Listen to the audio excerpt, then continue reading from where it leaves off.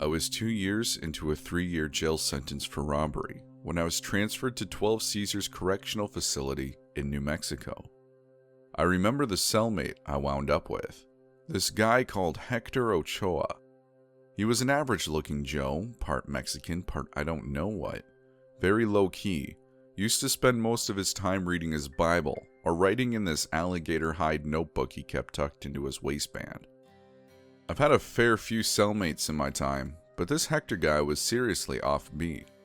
He wasn't violent or anything, he wasn't dangerous in the conventional sense of the word, but he gave off this really creepy vibe. The other inmates steered well clear of him. Not even the gangbangers messed with this hombre. The first few days, sharing a cell with him, I was tearing my hair out. I kept thinking there were huge bugs crawling all over my flesh. I couldn't stop scratching. Turns out the bugs were all in my head. Hector slept on the bottom bunk. Every night after lights out, he'd lie there praying in Spanish. He'd pray in this never-ending drone. It drove me crazy. It made it next to impossible to sleep. A couple nights in, I woke up suddenly. It's maybe 2 or 3 in the morning, and for a moment I'm disoriented. I don't have a clue where I am. I hear this woman whispering in the bunk below me. I can't hear what she's saying, but I know it's a woman. It sounds like Hector and this woman are whispering to each other. That's when I sit bolt upright. Instantly the voices stopped, and when I peer into the bottom bunk I see Hector fast asleep. I would have chalked the whole thing up to my imagination, but that wasn't the end of it. Not by a long shot. The next day I met up with a friend of mine, Dave, in the prison refectory. "What the hell is it with this guy?" I asked.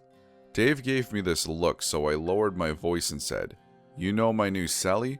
Hector, he nodded. "What about him?" "Dude creeps me out, man." "Yeah, well, you seriously need to watch your back with that guy." Dave tapped his forehead with his finger. "He ain't right, man." "What do you mean, ain't right? You seen his tattoo, the one on his back?" I shook my head. "He keeps his shirt on." "Ask him to show it to you." "Why, you know something about it?" "I know what it represents."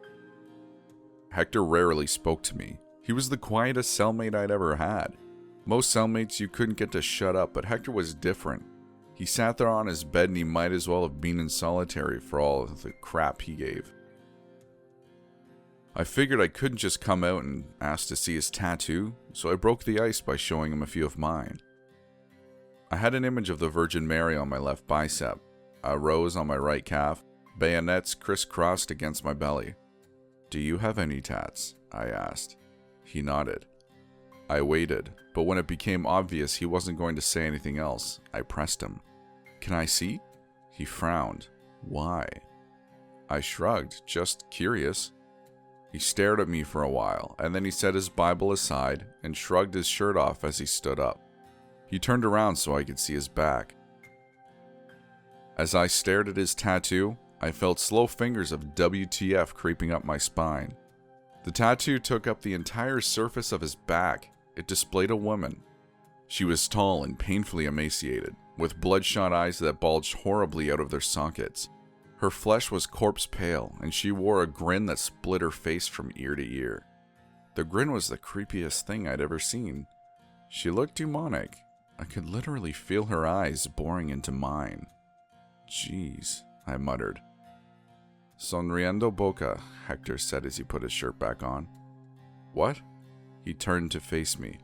"Lady Grinning Mouth," he said. "You heard of her?" I shook my head. "You wear her image," he said, "and no one's going to screw with you, S.A." According to Hector, there were shamans in the ritual areas of Mexico, Bruya, who could invoke spirits through something he called black tattoos, but you had to shed innocent blood before you got one of those tattoos. You had to cut the throat of a virgin, drain her blood into a copper vessel. The blood would be mixed with ink, the ink would be mixed with the semen of a black goat. Only then could the tattoo be drawn. If you survived the ensuing infection, you became a doorway. Your guardian angel lived on the other side of that door. Lady Grinning Mouth was Hector's guardian angel. Now, there were a lot of dangerous men in our jail, but one of them in particular, Diego Gomez, aka the Machine. Now he was the guy that bothered me the most, because no one else would screw with me on account of Hector being called my cellie. But Diego, He wasn't afraid of Hector. In fact, quite the opposite. He made it pretty clear that he wanted Hector's hide hanging on his cell wall. The fight between Hector and Diego Gomez went down like this. Diego was serving life for double homicide, no chance of parole, nothing to lose but his life. And that life was a living hell. The only thing that meant crap to him was his rep. He heard about Hector soon after he was transferred to our jail. He knew the other prisoners respected Hector, were afraid of Hector. He wanted that respect. He wanted that fear. He was a monster of a man, 6'4", 220 pounds of solid muscle, and so many freaking tattoos, he looked like the illustrated guide to end times.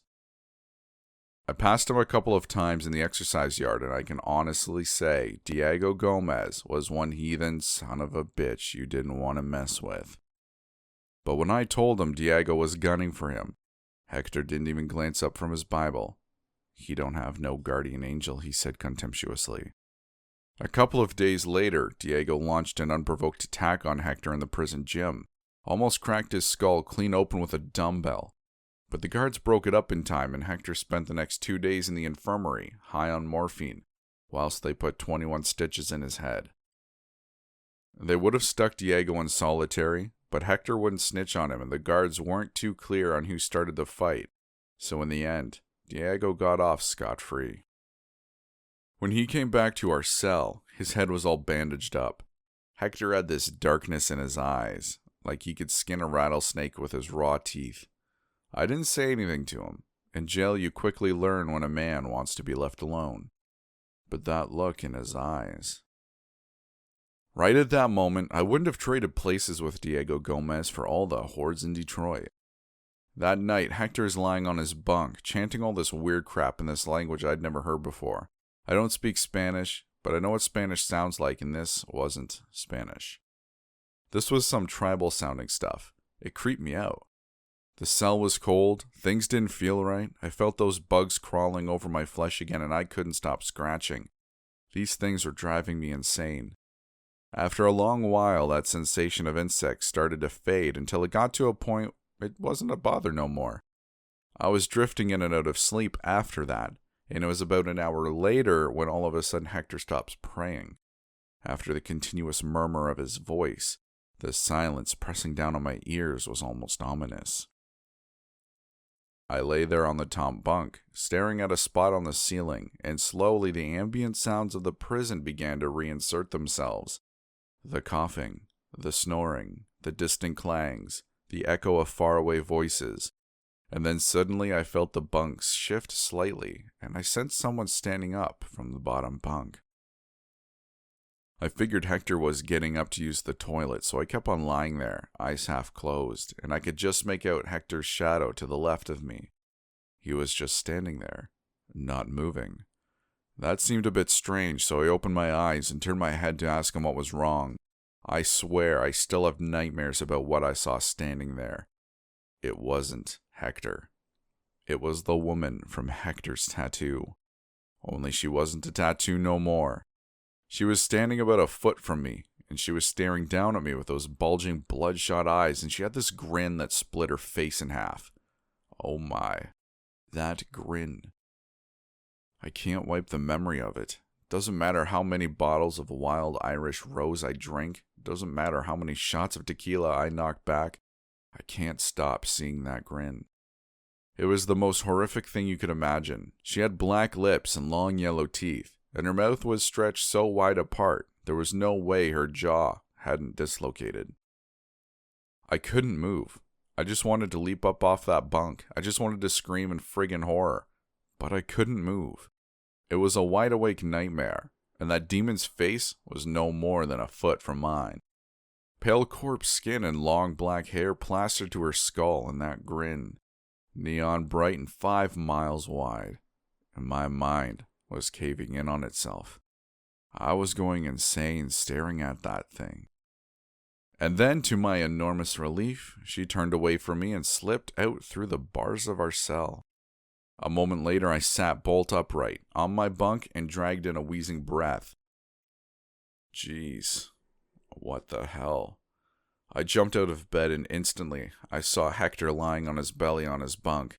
His eyes were rolled all the way up into his skull so I could only see the whites. His prison shirt had been dragged all the way up, exposing his bare back. I crouched down beside him. The tattoo on his back was missing. The breath I had left me as a low, involuntary whistle. His back was bare. It was like that freaking thing had climbed right up out of his skin, and I kept telling myself that was knee-deep crazy, but in my gut, in my balls, I knew that's exactly what had happened. I crouched, quivering in a corner of the cell, and waited until that monster came back. I knew sooner or later she would return, and I was petrified. I hadn't felt this scared since I was a little boy. That grin, those eyes, I was literally pissing myself in terror. I kept whispering to myself, please don't notice me, don't notice me, don't notice me, please, please don't look in my direction. All that while, Hector lay on his belly, his eyes rolled up to whites, and every now and then he'd undergo this violent series of convulsions, or else he'd start whispering in Spanish, but for the most part, he'd lie there, still as a corpse. I kept my attention fixed on the bars of the cell, the small square of passage visible beyond.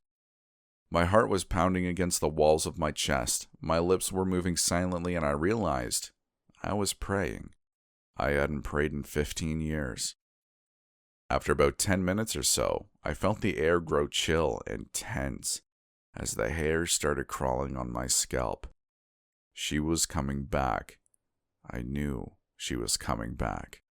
I made this involuntary mewling sound and tried to push myself further back into the shadows, but the wall of the cell was pressed right up against my back. I'd reached my limit. I was trapped in my own nightmare. The lights in the passage started flickering violently, like Morse code, and then suddenly, without warning, she was there, peering at me through the bars of the cell. I could see that grin like a ghastly wound splitting her face, eyes burning into my soul. A voice whispering in my brain telling me it's a joke, it's all a joke, everything's a freaking joke, over and over. And after a while I realize I'm grinning, white as a lunatic, and weeping blood. I can't stop the tears from flowing because everything's a joke. God help me.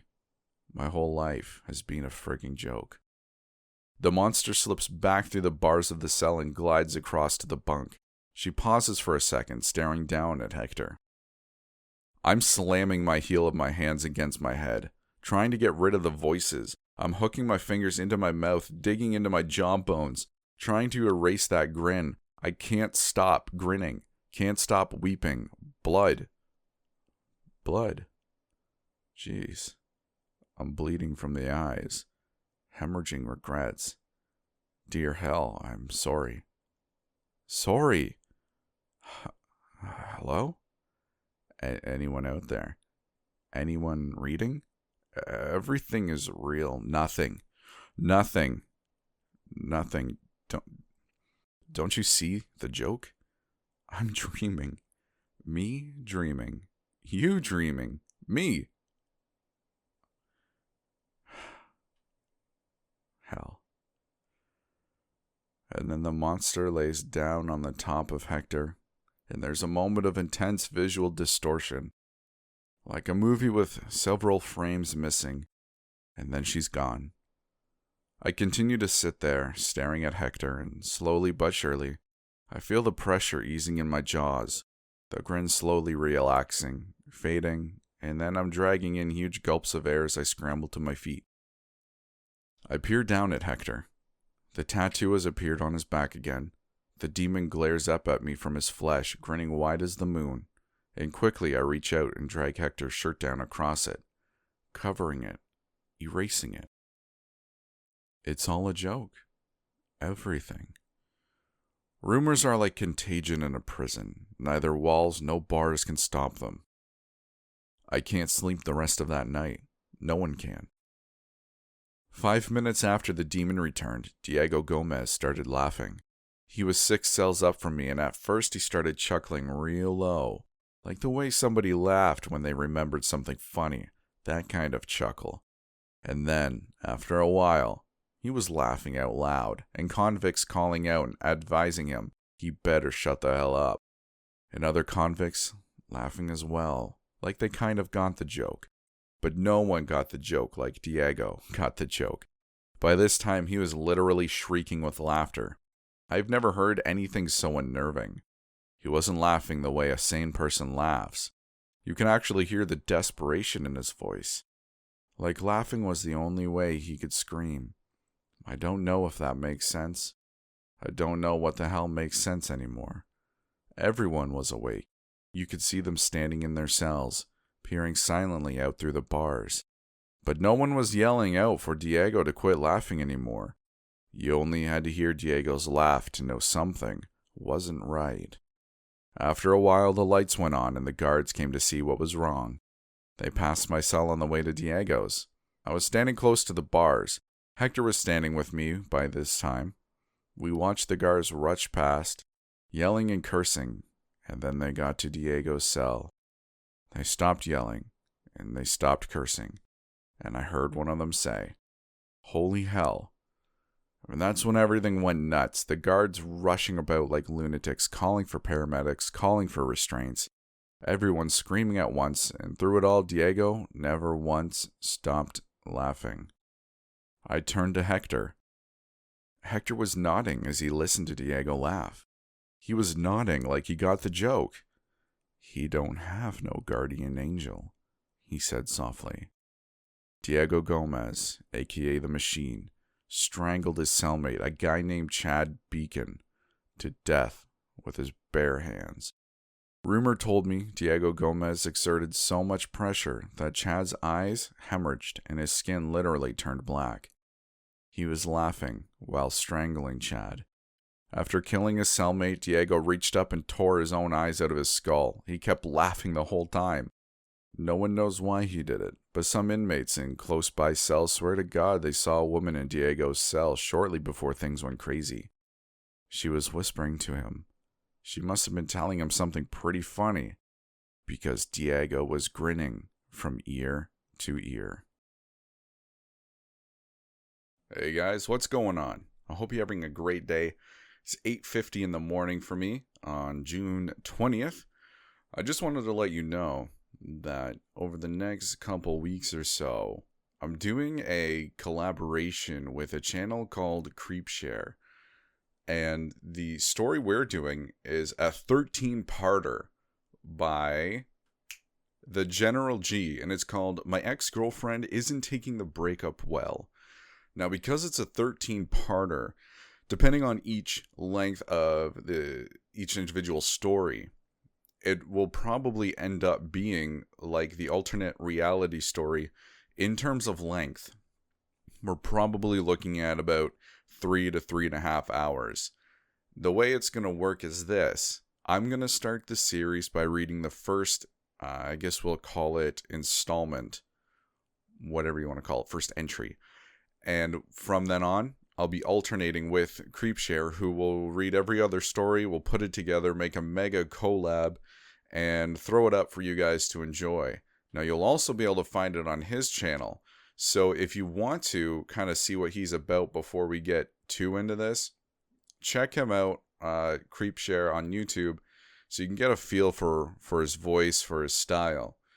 Now, I'm also, separate story, thinking about doing a live stream. I've always kind of wanted to do a live stream, but on my birthday.